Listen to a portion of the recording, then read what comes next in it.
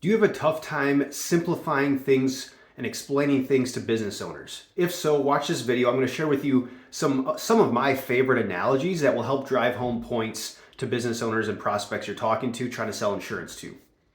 What's up, everyone? Thanks for joining the Max Revenue Show. This is Micah Salas. I'm your host here. Let's get into this. So I'm going to share with you just some of my favorite analogies. These aren't all, the best ones out there, I'm sure, but here's a couple of ones that have worked really well for me. I hope you can integrate them into your business and they'll work really well for you.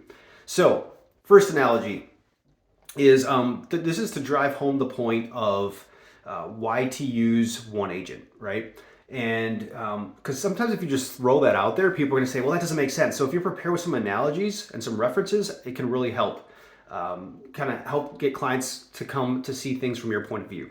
So first analogy is, let's say, Mr. Business Owner, you're Dak Prescott, right? Dallas Cowboys quarterback. Well, guess what? He knows there's only 30 teams out there in the NFL.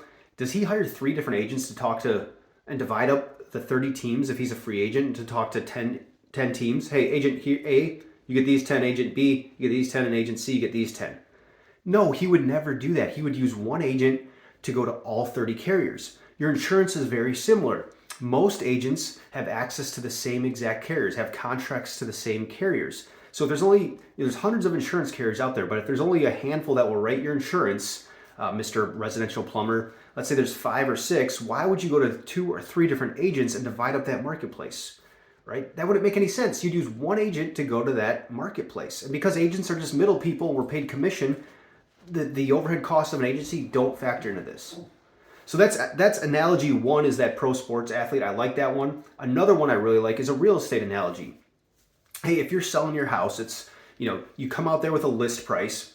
So side note, this is also a great analogy for talking about why they should give you premiums and pricing up front, right? Because buyers need to at least know a starting point. But anyways, hey, you're listing your home for sale. Are you going to hire 3 different real estate agents to sell your house?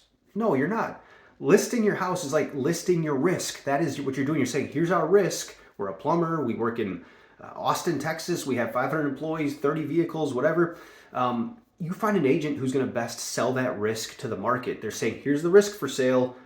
Hey, underwriters, who wants to come with the best offer, right? Let me negotiate for you. So again, you would never use 3 different agents to go sell your house. Why would you use 3 different agents to sell your risk?